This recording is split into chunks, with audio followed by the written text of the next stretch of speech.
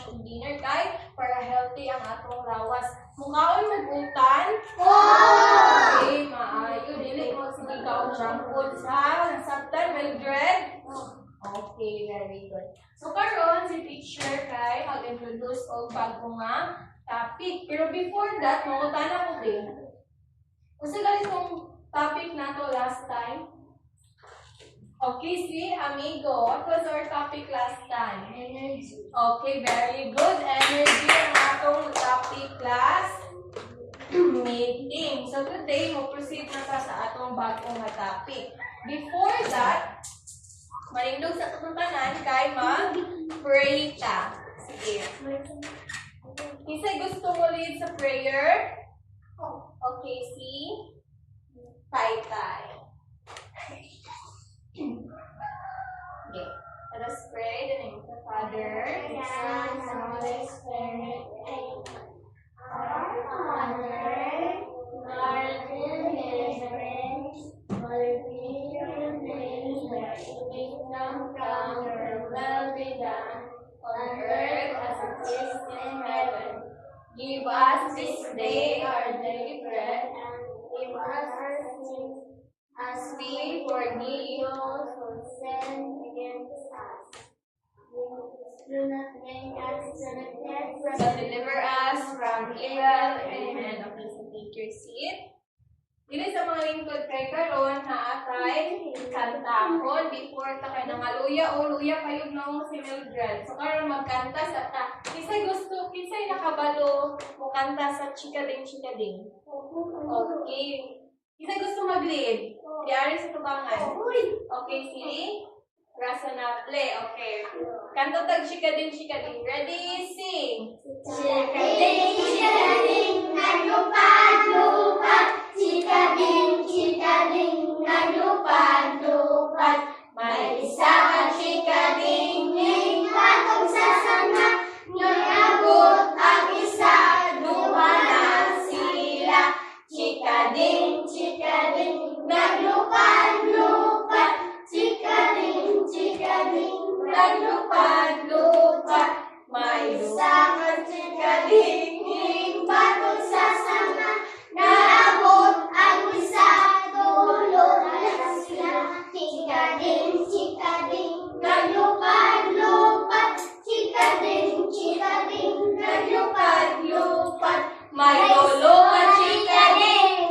Mga basura? Okay, now, i-remind mo din ni teacher sa ato ang classroom rules para organize ang ato ang klase. Ha? Okay, so here natay classroom rules or classroom management. So palihog ko basa. Number 1. Raise your hand. Number 1, raise your hand. So raise your hand, Obe. Okay. You only raise your hand if naamoy pangutana. If gusto mo answer, pataas lang sa kamot. Kung gusto mo mangutana, magpataas sa kamot. Or naamoy gusto yung teacher. Teacher! Gusto ko magdula. Ha, inana. Gusto ko mag-iag. Or teacher, gusto ko mangihi. Ana, ha? Pataas sa kamot. Second. Listen carefully. Gusto mo nang listen? Paminaw og tarong. Kung na-istorya mingon, dili mag-storya po. Kung na-istorya po, okay, listen carefully. So next, one. Expect ninyo yung classmate ha, dili ko mag-away. Hindi ka mga niya. Oh, dili mag-away-away. Hindi ka mga away niya. I-respect ninyo yung classmate o i-respect ninyo si teacher. Nasabtan? Nasabtan? Okay, so now let us check our attendance kung kumpleto ba ta. Oh, maghilod. So, kung tawagon na ko ang inyong apelido, kung lalaki mo yun o gwapo ko. Kung lalaki mo pitalan, gwapo ko. Kung babae, Guwapa ko. okay, so amigo. Guwapo ko. Gwapo din siya, gwapo siya. Paler. Gwapa ko. Iping. Ah, very good. Kung gwapa jud kay kakusga jud kayo ang tingog. Iping. Ah, gwapa jud kay siya. Si Bronyola. Si Taytay. Kusga. Oh, very good. Si Paler. Ha? Ay, gwapo ko, anak. Gwapo ko. Oh, gwapo siya. Si Francisco. Oh, gwapo siya. Si Rasunable. Si Rasunable.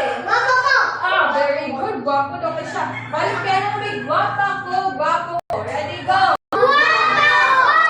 Okay, very good. Kay present at tanan atong tagaan ng fireworks club. Si Tindong sa akin. Fireworks club, ha? 1, 2, 3. Boom! Okay, ma'am. Lingkod ang tanan. So, class na i-demo si teacher sa inyong haha. Mag-observe mo og tarong. So, first, kisay na ay purtahan sa ilang balay. Okay, ang purtahan. Itong purtahan. Okay, naatay puhan. Dayon, kisay nakakitag papel di sa inyo. Kita na mo papel? Okay, very good. Dayon, kisay na ay kamot. Okay, anak, ipataas gud yung kamot kay og dili na ninyo ipataas, kwaon jud na ni Lord. Kisay na ay kamot. Okay, so now let us observe ha atong tulo nga giistorya ni teacher. Class? Okay, unsa may kuan, purpose sa purtahan, ano may purtahan ang mga balay? Para dili hawatan, para dili sudlan og laing tawo, mawala mo kaila. Oh. So may characteristics sa purtahan, di ba? Magsilado. Mag-abling. So, unsay tawag itulog ni teacher? Isilado ni teacher. Ha? Unsay tawag? Push. Very good. Unsay ni? How about i-abling ni teacher? Unsa may tawag ana? Pull. Kung sa Bisaya pa, gina ni teacher. Gibira. Very good. Unsa galing ni siya? Bitoklod gani? In English, unsa ni? Push. Okay, very good. Sige, clap na ito mga hands bigay. Very good tayo. Unsa galing itong anak? Ang anak? Okay, very good. So, how about kani? Unsa man ni siya? Papel. So, unsay na-observe ninyo sa papel class? Ang isa kay dikumot, ang isa kay plain ra ang paper. So, usa kay kalahian sa duha no pag ato siya i-haga. So, atong tawon ha, ang tawon ninyo ay kanis ang atong una i-observe. Oh, unsay na-observe ninyo? Dali ra siya nataga. How about sa isa? Dugay kayo siya nataga. So, idungan ni teacher para makita ninyo ha. Oh, unsay kalahian? Unsa man ni siya? Bukan siya, mas una siya nataga. How about ang isa? Gaan na siya. So, it is because of the gravity of the earth. So, kasi mo slide. Sige, EP, di ani EP sa tubangan. I-try ni mo o taga. Kung tinugod pa siya. Wow! So, una natagak ang kani. So, minsan kayo masunod. Sige. Francisco.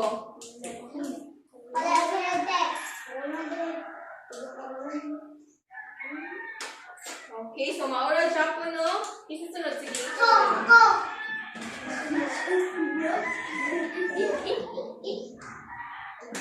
Maura siya po. Palihan siya po ang resulta. Mas una natagak and then mas ulahin natagak. It is because of the gravity. So, makita na nato niya. Mahibalaan na rin yung sa ang gravity. So now, kinsa ganitong mga naay kamot. Ipataas ang kamot. Okay, so naay kamot tanan no? Karon, akong gusto, yan na ninyo inyong kamot. Kaya we're gonna pray. And then, i-rub. Rub jud ayo. Ana. So, upon rubbing, unsa may na-feeling nyo? Init mo. Unsa pa jud? Nagbangga. Nagbangga. Ang duhano, nagbangga. Very good, nagbangga. And then, unsa pa jud? Oh, naisugat, nagbangga, and then init siya. Diba? So, it is about the friction. So, ato na siyang studyhan later part. So, yan na sa yung nawumbi. Nalilito ko. Oh, init din siya. So, okay na? Okay. Okay, so karon mag-proceed ka sa atong learning outcomes. Kaning learning outcomes, mauni ang atong mga expected na makuha after sa atong lesson. So, let us read at the end of the 45-minute discussion, the learners are expected to A. Describe how different types of force affect the movement of object. Next, Demonstrate how applying force can make objects move, stop, and change of land. Next, Appreciate the importance of force in daily life. okay, so mauna ang atong mga expected na outcome after our lesson. Sabtan? Okay. So karon mangutan na si teacher. Based sa atong mga gipakita ni teacher ganina. Usa pa mapi ninyo, unsa lay ang atong topic karon nga kabuntag o karon nga adlaw? Ang atong topic is all about Force! Okay, it's all about force. Kasi gusto makabalo unsa ang force. Unsa ang mga types of force. Okay, so let us proceed. I want you to read, ha? So, only siya ang type of forces. So, first, we have Push. push. Push is A force that moves an object away from the person or object applying the force. So, kailangan kong bata, be, isa sa kabahan. Dali. Sige, ipin. Pagkasipatin kayo si ipin, no? So, again, unsa ganito ang push? Baliha ganina sa gibuhating teacher dire sa portahan. So, mauto siya yung push, no? So, kani siya, a force that moves an object away from the person or object applying the force. So, mauni siya ang push. Inaniyon pag-push class. Ana, maulay push. So, ana, no? Ana, i-conclude siya away from the person nga nag-apply of force. So, kinsa may person nga nag-apply of force ato? Giana na po siya. Oh, kinsa may nag-apply of force ato? Si teacher. So, mag-apply of force si teacher para ma-push niya ang object or ang person away sa akuan. So, how about pull? Yan, sa kalang ha. How about pull? A force that draws or attracts an object towards the source of the force. So, kung ang push kay ana palayo, ang pull paduol or ani. Isa og unsa man siya ni teacher? Gibira or pull. Ang tuklod push. Ang pull bira. So giunsa ni teacher? Okay, gibira. Unsa gali ang pagbira? Push or pull? Pull. Okay, very good. Nasabtan na ba class kung unsa ang pull? Sabtan. So ang push kay Ituklod. tuklod. So ipakita unsa ang pagtuklod? Ana, kung mag-pull, ana, very good. So how about the gravity? Pakibasa ko sa gravity, babe. Gravity. A powerful force that affects us every moment. It's Keeps us grounded. preventing us from floating into space. So, mutuo ba mo nga ang bantog ka ano man na? Kabalo ba mo, class, nga ang Earth kay na ay gravity? Naa. Na ay gravity ang Earth. Kaya kung walay gravity ang Earth, maglutaw ang mga tao. Dili siya dili siya makatulog very good sa ground. So ang gravity daw kay very powerful na force. Kaya kung walay gravity ang Earth, maglutaw-lutaw ka. Dili ka pwede makatulog di ari, maglutaw ka. So, excuse me. Nakahinumdo ko sa bond paper kanina? So, kani siya, if mag-apply o gravity, tanawan ninyo. Diba? Matagak siya dahil sa ground, matagak siya sa ground, grounded siya. Pero kani siya, if wala gravity, makinanat tamag, lutaw-lutaw. So, ang gravity, kay dako kayo og impact sa atong kinabuhi. Kaya if wala gravity, mag-unsap ta? Maglutaw-lutaw. Dili ta makatunog sa ground. So, dapat mahimong thankful dito ni Lord kay sama na ay gravity ang Earth nga atong puyan. Okay, next. Friction. Friction occurs when two surfaces rub against each other and is responsible Force going down or stopping for objects. Kami now. Ang friction kay kung magtagbo ang duha ka object. Magtagbo. So kani matawag pa rin friction. Anong dili man? Nagtagbo man sila ano? Nagtagbo. Ano sa man siya? Friction siya or dili? Friction. Friction siya. Kani, katong gibuhat ito ganina. Friction siya. So, unsa man ang friction? Kani kinani, friction ni, sa salog o sa tiil ni teacher, friction ni, nagtagbo ang tiil o ang salog. Friction. Friction siya or dili, nagtagbo ang tiil o ang salog. Friction. Kung kani, magtagbo na, then ana, friction na, dili. Friction. Friction na, Mildred. Friction, very good. So, unsa ang friction? Magtagbo ang duha ka.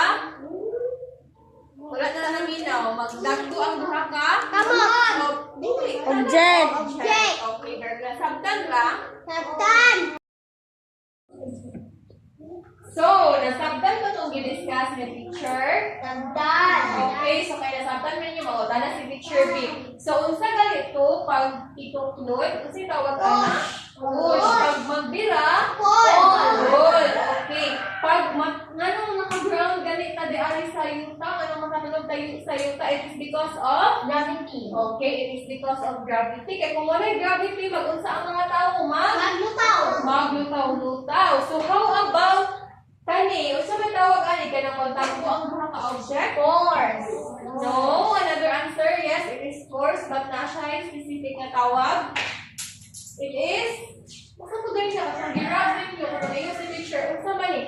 Friction ni or daily? So, okay, very good. Ang pagtagbo sa duha ka-object kay unsa? Friction. So, unsa ang friction? Magtagbo ang duha ka object. Okay, very good. So, karon, kani, unsa tawag ani? Friction. Very good, tay. How about i-close ang door? Push. Ablihan ang door? Pull. Okay, very good, amigo. Ang kani, again, kasi ulit ni, kanang makatulog ka, grounded ka.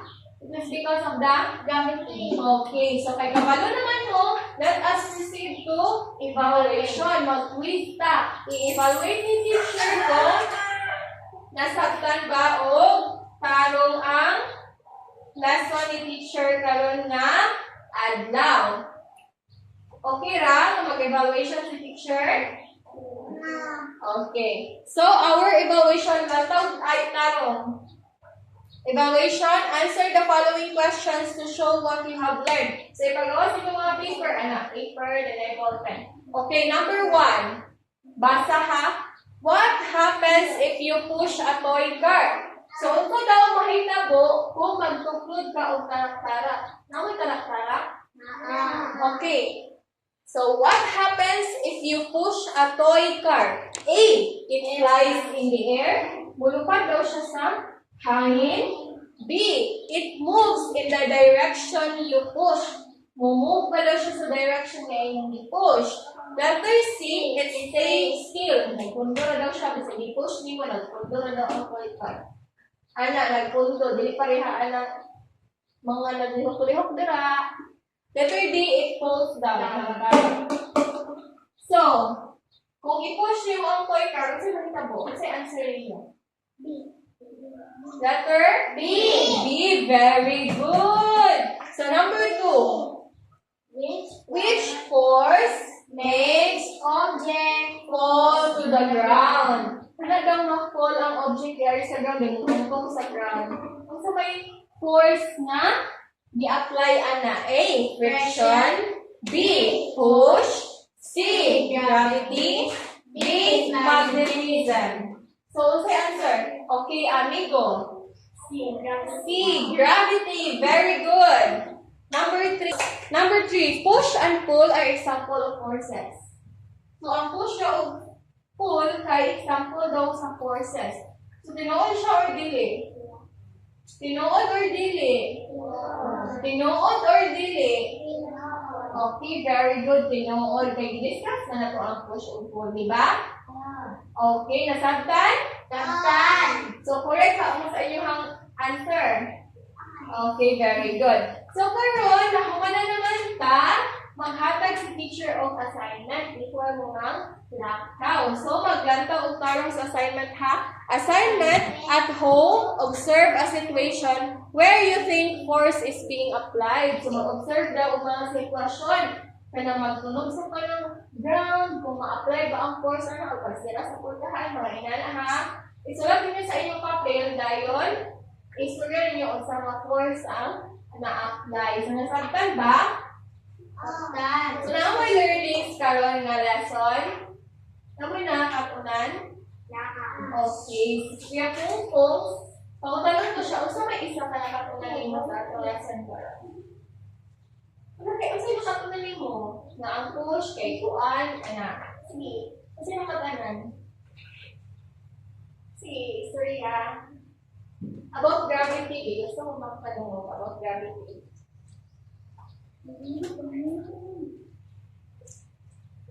Gravity kay? Yes, ang gravity naka-help na grounded ang atong mga body sa ground. Kaya without gravity, again, mag-usay ka ma? Lukaw-lukaw. So na kung may mga pangutana? Wala na. Wala may clarifications. Okay, so kung wala na, mahuli na ta. Okay, goodbye and thank you, class. Goodbye. And thank you, teacher. Okay, so bye-bye.